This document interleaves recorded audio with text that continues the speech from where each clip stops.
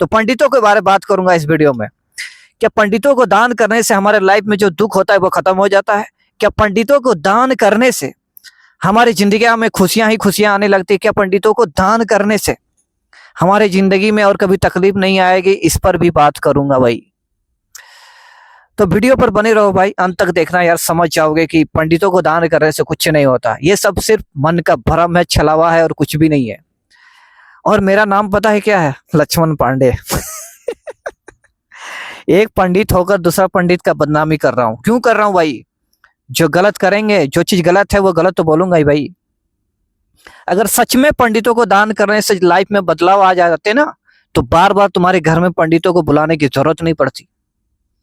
अगर तुम किसी पूजा अर्चना को करवाने के लिए पंडित को बुला लेते हो, तुम्हें अच्छा लगता है, तो मैं कहूंगा यार करो यार, करो, जरूर करो। लेकिन किसी पंडित को बुलाकर पूजा करवाते हो, उसको दान देते हो और फिर उसी पंडित को गलत बोलते हो, तो तुम भी गलत हो।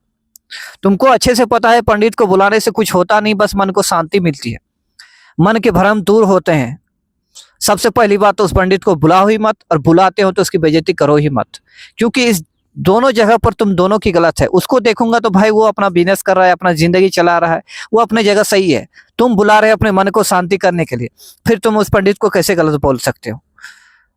तो दोनों तरफ से गलती हो रही है, तो एक तरफ से बोलने से फर्क नहीं पड़ेगा। ये देखता हूँ बार बार फेसबुक पर आते रहते पोस्ट कि पंडित ये है, पंडित वो है। मैं ये नहीं बोल रहा कि मैं पंडित हूं तो अपने पंडितों का नाम आगे बढ़ा रहा हूं, मुझे गुस्सा आ रहा है, ऐसा कुछ नहीं है। मैं बस गलतियां बताने चाहता हूं कि गलतियां दोनों तरफ से होती है। तो अब बहुत से ऐसा चीज देखा होगा घर में कि घर में बाज बैठ गया, चील बैठ गया, या बार बार अनहोनी सा घटना होने लगता है, तो लोग पंडितों को बुला लेते हैं कि झाड़ फूक थोड़ा करवा लो, हवन ववन करवा लो, तो सब कुछ ठीक हो जाए। मेरे जान, मेरे दोस्त, ऐसा कुछ नहीं होता।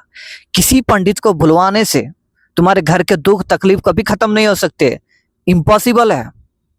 पंडित हो, मौलाना हो, कोई भी हो, वो खुद साक्षात भगवान भी आ जाए, तुम्हारे दुख कभी खत्म नहीं हो सकते। अनबिलीवेबल है ये।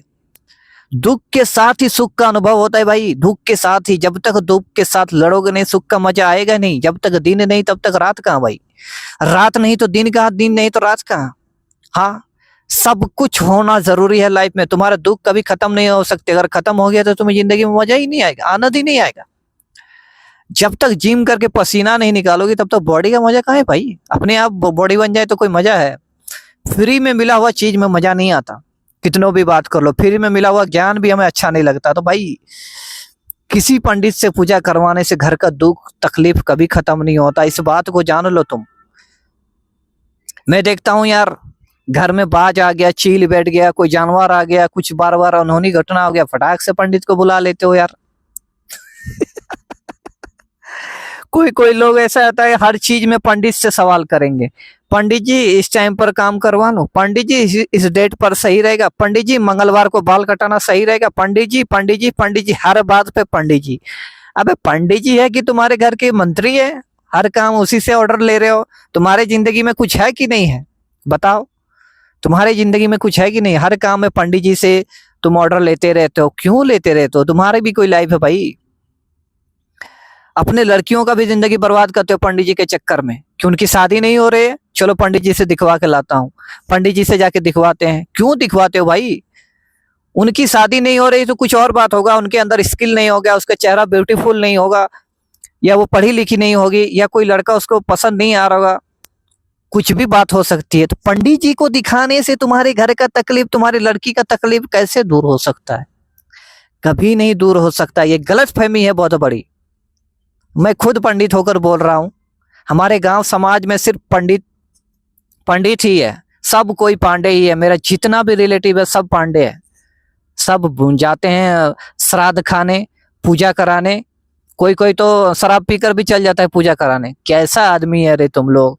कई कई वीडियो भी ऐसे आते हैं कि मंदिर में ही शराब पी रहा है। कैसे आदमी, नीच किस्म का पांडे हो बे, कैसे नीच किस्म के पंडित हो तुम लोग? मंदिर में ही शराब पी रहे हो। मैं तो भगवान को मानता भी नहीं हूं, फिर भी मंदिर में शराब नहीं पी सकता, कभी नहीं पी सकता, हिम्मत ही नहीं होगा भाई। जहां पर मैं जूता चप्पल पहनकर जाने में डर लगता है यार, वहां पर शराब कैसे पी सकता हूँ बताओ? वहां पर वो शराब पी रहे हैं जो मंदिर को चलाते हैं, जो उस मंदिर को पूजा करते हैं, जो ज्ञान देते हैं, जो नॉलेज देते हैं। तो ये सब छलावा है भाई, ये सब मानने की कोई जरूरत नहीं है। अगर तुम्हें अच्छा लगता है तो तुम किसी पंडित से पूजा करवा, कोई बात नहीं, तुम्हारे मन को शांति मिलती है तो करवा लो। लेकिन कभी ये मत सोचना कि तुम्हारे पंडित जी की वजह से तुम्हारे घर के हालात ठीक हो जाएंगे, तुम्हारी बेटी की शादी हो जाएगी, तुम्हारी जिंदगी की तकलीफ खत्म हो जाएगी।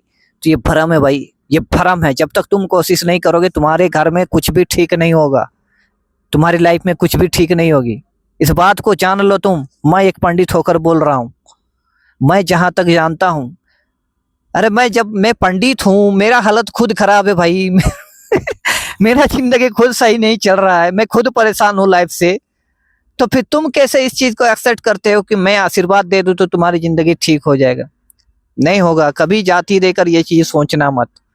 मैं पंडित होकर बता रहा हूँ भाई, इस चीज को समझ लो, जिंदगी भर काम आएगा। वीडियो अगर अच्छी लगी हो तो लाइक कर देना, चैनल पर पहली बार आए तो सब्सक्राइब कर लेना यार। कितना मेहनत कर रहा हूँ, एक पंडित होकर अपनी पंडितों का बारे बोल रहा हूँ, तो भाई थोड़ा तो वैल्यू करो, सब्सक्राइब कर लो यार। लगातार इस चैनल पर वीडियो आएगा जब तक जिंदा हूं मैं, लगातार हमेशा। जय हिंद।